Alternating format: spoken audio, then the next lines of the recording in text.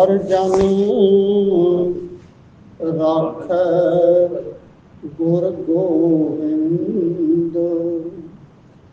ਕੰਠ ਲਾਏ ਅਵਗੁਣ ਸਭ ਮਿਟੈ, ਦਿਆਲ ਪੁਰਖ ਬਖਸ਼ੰਦ। ਚਤੁਰ ਦਿਸ਼ਾ ਕੀਨੋ ਬਲ ਆਪਣਾ, ਸਿਰ ਉਪਰ ਕਰ ਧਾਰਿਓ। ਕਿਰਪਾ ਪਠਾਕ ਅਵਲੋਕਨ ਕੀਨੋ, ਦਾਸ ਕਰਮੁਖ ਵਿਦਾਰਿਓ। ਜੋ ਮੰਗੈ ਠਾਕੁਰ ਆਪਣੇ ਤੇ, ਸੋਈ ਸੋਈ ਦੇਵੈ। ਨਾਨਕ ਦਾਸ ਮੁਖ ਤੇ ਜੋ ਬੋਲੇ, ਇਹਾਂ ਉਹਾਂ ਸਚ ਹੋਵੈ। ਵਾਹਿਗੁਰੂ।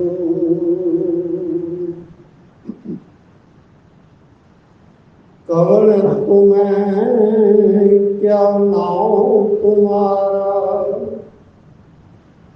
ਕੌਣ ਮਾਰਗ ਕੌਣ ਸੁਆਉ। ਸਾਚ ਕਹੂੰ ਅਰਦਾਸ ਹਮਾਰੀ, ਹਉ ਸੰਤ ਜਣਾ ਬਲ ਜਾਉ।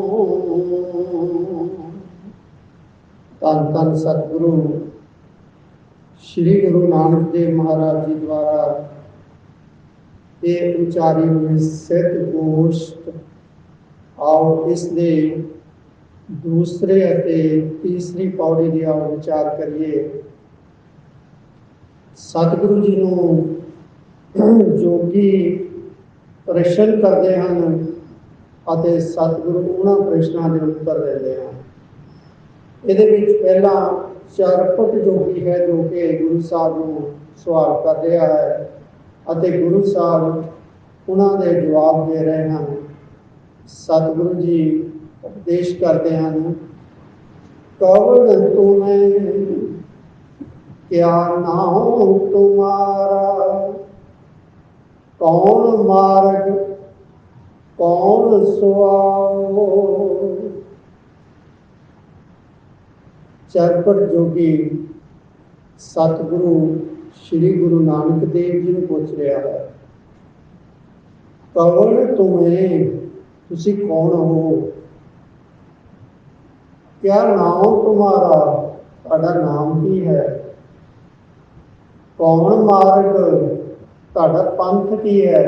ਜਿਸ ਪੰਥ ਤੇ ਤੁਸੀਂ, ਜਿਸ ਰਸਤੇ ਤੇ ਤੁਸੀਂ, ਜਿਸ ਮਾਰਗ ਤੇ ਤੁਸੀਂ ਚੱਲ ਰਹੇ ਹੋ, ਮਾਰਗ ਕਿਹੜਾ ਹੈ। ਕੌਣ ਸੁਆਉ, ਅਤੇ ਉਸ ਮਾਰਗ ਦਾ, ਉਸ ਮੱਤ ਦਾ ਜੋ ਮਨੋਰਥ ਕੀ ਹੈ।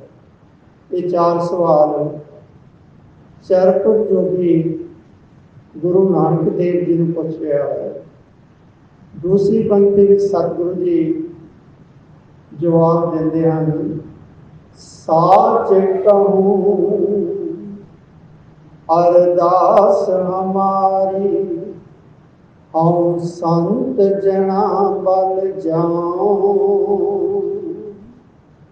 ਧੰਨ ਧੰਨ ਸਤਿਗੁਰੂ ਗੁਰੂ ਨਾਨਕ ਦੇਵ ਮਹਾਰਾਜ ਜੀ ਉਸ ਦਾ ਜਵਾਬ ਦੇ ਰਹੇ ਹਨ, ਸਾਚ ਕਹੂੰ, ਮੈਂ ਸਦਾ ਹੀ ਉਸ ਸਥਿਰ ਜੋ ਸਦਾ ਦੇ ਰਹਿਣ ਵਾਲਾ ਵਾਹਿਗੁਰੂ ਹੈ, ਉਸ ਦਾ ਨਾਮ ਜਪਦਾ ਹਾਂ। ਸਾਚ ਜੋ ਸਦਾ ਹੀ ਰਹਿਣ ਵਾਲਾ ਹੈ, ਉਹ ਵਾਹਿਗੁਰੂ, ਮੈਂ ਉਸ ਦਾ ਨਾਮ ਜਪਦਾ ਹਾਂ। ਅਰਦਾਸ ਹਮਾਰੀ, ਅਤੇ ਸਾਡੀ ਅਰਦਾਸ ਜੋ ਹੈ ਉਹ ਵੀ ਸਦਾ ਉਸ ਸੱਚੇ ਦੇ ਅੱਗੇ ਹੀ ਹੈ। ਹਉ ਸੰਤ ਜਣਾ ਬਲ ਜਾਉ। ਤੇ ਸਤਿਗੁਰੂ ਜੀ ਸ਼੍ਰੀ ਗੁਰੂ ਨਾਨਕ ਦੇਵ ਜੀ ਕਹਿ ਰਹੇ ਹਨ ਕਿ ਮੈਂ ਸੰਤ ਜਨਾਂ ਤੋਂ ਬਲਿਹਾਰ ਜਾਂਦਾ ਹਾਂ, ਸਦਕੇ ਜਾਂਦਾ ਹਾਂ, ਵਾਰਨੇ ਜਾਂਦਾ ਹਾਂ।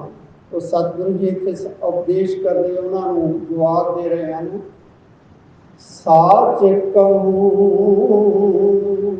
सदा ही उस वाहिगुरु का नाम जपदा हाँ, उस वाहिगुरु तो बिना किसी होर नूं नहीं ध्यानदा, सदा उसके अगे ही अरदास करदा हाँ ਅਤੇ मैं संत जना तो सदा बलिहारे जाता हाँ।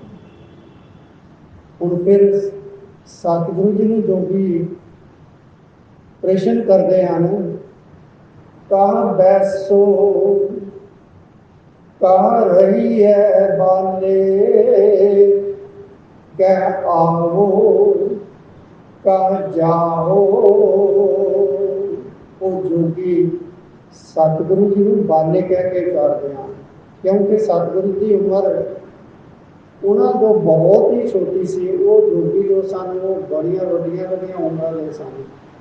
इस करके सतगुरु के तकरीबन उम्र उस वेले जदों सुमेर पर्वत दूजी दासी च गए, उन्होंने उम्र तकरीबन 40 साल की सी। इस करके वो जोगी जो वड्डिया उम्र के सन वो बाले कह के गुरु साहब उचारते हैं, कहाँ बैसो ये बाले गुरु नानक देव जी नूं जोगी कहते हैं, तुसी बैसो कहाँ बैसो, किस तरह शांत चित अडोल होके बैठते हो, कहाँ रही है अते तुहाडी जो सुरती है वो किसके विच जुड़ी रहती है। कहाँ बैसो कह रही है बाले, कह आओ कह जाओ, कह आओ कह जाओ। तुसी कित्थों आउंदे हो अते कित्थों कित्थे जांदे हो। ये जोगी उन्होंने प्रश्न कर रहे हैं कि तुसी शांत च किस तरह रहिंदे हो, तुहाडी सुरती किस दे विच जुड़ी रहंदी है अते तुसी कित्थों आउंदे हो ते कित्थे जांदे हो। नानक बोले नानक बोले सुन बैरागी, क्या तुम्हारा राहो। नानक बोले, नानक जी कह रहे हैं कि उन्होंने कहा सुन बैरागी, वो जोगिया ने कहा कि हे बैरागी ये विराग मानते संत जी, हे गुरु नानक देव जी तुहाडा राह की है, तुहाडा मत की है। हुण दूसरी पौड़ी दे विच तीसरी जो पौड़ी है इस दे विच सतगुरु जी इन्हां दे जवाब देंगे। घट घट बैस निरंतर रही है, चालै सतगुर भाए। घट घट जो घट घट के समाया हुआ वाहिगुरु है, जिसकी जोत सारे ही शरीरों के समाई हुई है। घट घट बैस निरंतर रही है, मैं शांत चित उस वाहिगुरु के नाल जुड़ के, जो वाहिगुरु घट घट के विच है अते निरंतर है, सदा ही है।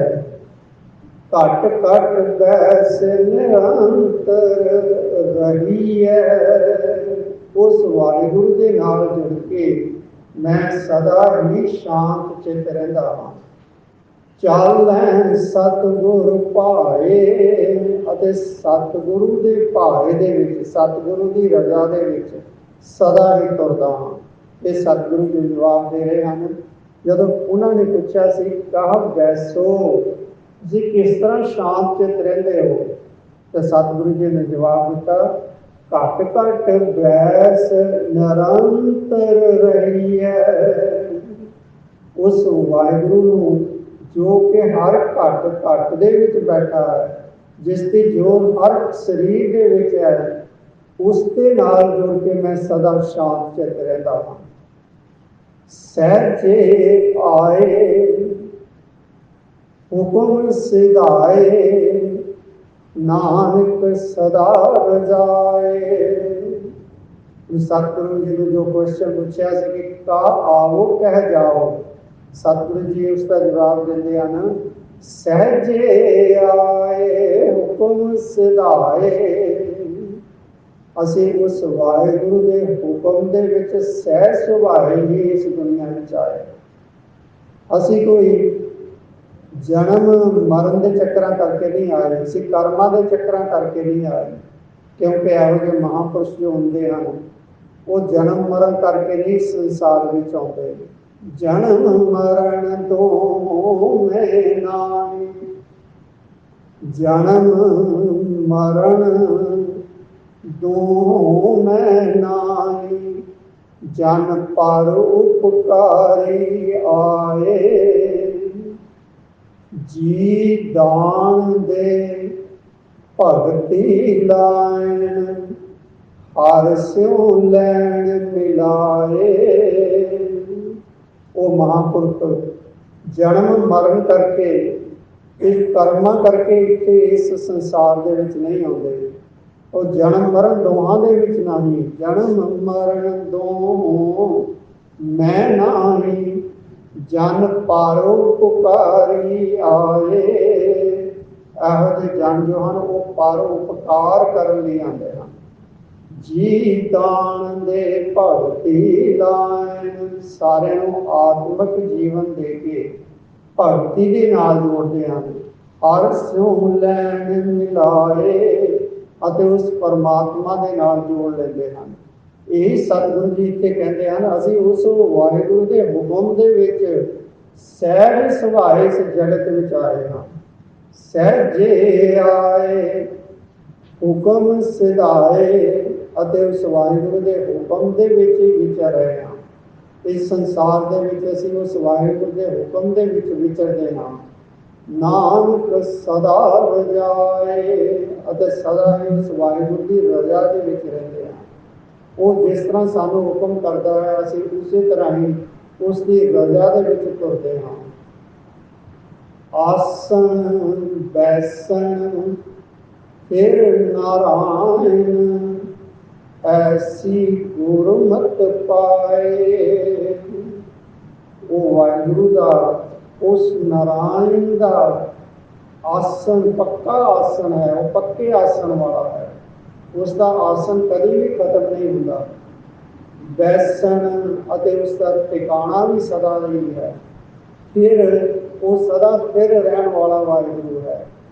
ਆਸਣ ਬੈਸਣ ਫਿਰ ਨਾਰਾਇਣ, ਉਹ ਨਾਰਾਇਣ ਪੱਕੇ ਆਸਣ ਵਾਲਾ, ਸਦਾ ਟਿਕੇ ਰਹਿਣ ਵਾਲਾ ਉਹ ਵਾਹਿਗੁਰੂ ਇਹੋ ਜਿਹਾ ਹੈ। ਐਸੀ ਗੁਰਮਤਿ ਪਾਈ, ਗੁਰੂ ਦੇ ਦੁਆਰਾ ਸਾਨੂੰ ਇਹ ਮੱਤ ਪ੍ਰਾਪਤ ਹੋਈ ਹੈ। ਸਤਿਗੁਰੂ ਸ੍ਰੀ ਗੁਰੂ ਨਾਨਕ ਦੇਵ ਜੀ ਉਹਨਾਂ ਜੋਗੀਆਂ ਨੂੰ ਕਹਿ ਰਹੇ ਹਨ, ਗੁਰਮੁਖ ਬੂਝੈ ਆਪ ਪਛਾਣੈ, ਸੱਚੇ ਸੱਚ ਸਮਾਏ। ਗੁਰਮੁਖ ਬੂਝੈ, ਜੋ ਗੁਰੂ ਦੀ ਸ਼ਰਨ ਦੇ ਵਿੱਚ ਪੈਂਦਾ ਹੈ, ਜੋ ਗੁਰੂ ਦੇ ਨਾਲ ਜੁੜਦਾ ਹੈ, ਉਹ ਗੁਰਮੁਖ। ਬੂਝੈ, ਉਹ ਸਮਝ ਵਾਲਾ ਹੋ ਜਾਂਦਾ ਹੈ, ਉਹ ਗਿਆਨਵਾਨ ਹੋ ਜਾਂਦਾ ਹੈ। ਆਪ ਪਛਾਣ, ਫਿਰ ਆਪਣੇ ਆਪ ਦੀ ਪਛਾਣ ਕਰਦਾ ਹੈ ਕਿ ਮੈਨੂੰ ਕਿਉਂ ਉਸ ਵਾਹਿਗੁਰੂ ਨੇ ਇਸ ਦੁਨੀਆ ਵਿੱਚ ਭੇਜਿਆ ਅਤੇ ਮੈਂ ਕੀ ਕਰ ਰਿਹਾ ਹਾਂ। ਇਹ ਆਪਣੇ ਆਪ ਦੀ ਪਛਾਣ ਕਰਦਾ ਹੈ। ਜੋ ਗੁਰਮੁਖ ਹੈ, ਗਿਆਨਵਾਨ ਹੋ ਕੇ, ਗੁਰੂ ਦੇ ਨਾਲ ਜੁੜ ਕੇ, ਗੁਰੂ ਦੀ ਸ਼ਰਨ ਦੇ ਵਿੱਚ ਆ ਕੇ, ਗੁਰੂ ਦਾ ਉਪਦੇਸ਼ ਲੈ ਕੇ ਇਹ ਬੁੱਝਦਾ ਹੈ, ਇਹ ਸਮਝਦਾ ਹੈ ਕਿ ਮੈਂ ਇਸ ਜਗਤ ਦੇ ਵਿੱਚ ਕਿਸ ਕਰਕੇ ਆਇਆ ਅਤੇ ਮੇਰਾ ਜਗਤ ਦੇ ਵਿੱਚ ਆਉਣ ਦਾ ਮਕਸਦ ਕੀ ਹੈ ਅਤੇ ਮੈਂ ਕੀ ਕਰ ਰਿਹਾ ਹਾਂ। ਆਪਣੇ ਆਪ ਨੂੰ ਪਛਾਣਦਾ ਹੈ। ਸੱਚੇ ਸੱਚ ਸਮਾਏ, ਸੱਚੇ ਸੱਚ, ਸੱਚ ਦੇ ਵਿੱਚ ਹੀ, ਉਸ ਵਾਹਿਗੁਰੂ ਦੇ ਵਿੱਚ ਹੀ ਸਦਾ ਇਸ ਦੁਨੀਆ ਵਿੱਚ ਰਹਿੰਦਾ ਹੋਇਆ ਸਮਾਇਆ ਰਹਿੰਦਾ ਹੈ। ਉਹ ਗੁਰਮੁਖ ਜਿਹੜਾ ਗੁਰੂ ਦੀ ਸ਼ਰਨ ਦੇ ਵਿੱਚ ਆ ਕੇ ਗਿਆਨਵਾਨ ਹੋ ਕੇ ਆਪਣੇ ਆਪ ਨੂੰ ਪਛਾਣ ਕੇ ਫਿਰ ਉਸ ਵਾਹਿਗੁਰੂ ਦੇ ਨਾਲ ਹੀ ਸਦਾ ਜੁੜਿਆ ਰਹਿੰਦਾ ਹੈ, ਉਸ ਦੇ ਵਿੱਚ ਹੀ ਸਦਾ ਲਈ ਸਮਾਇਆ ਰਹਿੰਦਾ ਹੈ। ਸਤਿਗੁਰੂ ਕਿਰਪਾ ਕਰਨ, ਸਾਨੂੰ ਵੀ ਗੁਰਮੁਖ ਬਣਾਉਣ, ਅਸੀਂ ਵੀ ਉਸ ਵਾਹਿਗੁਰੂ ਦੀ ਸੋਝੀ ਪ੍ਰਾਪਤ ਕਰ ਸਕੀਏ ਅਸੀਂ ਆਪਣਾ ਆਪ ਪਛਾਣ ਸਕੀਏ ਅਤੇ ਸਦਾ ਲਈ ਉਸ ਵਾਹਿਗੁਰੂ ਦੇ ਨਾਲ ਜੁੜ ਸਕੀਏ ਜੀ। ਵਾਹਿਗੁਰੂ ਜੀ ਕਾ ਖਾਲਸਾ, ਵਾਹਿਗੁਰੂ ਜੀ ਕੀ ਫਤਿਹ।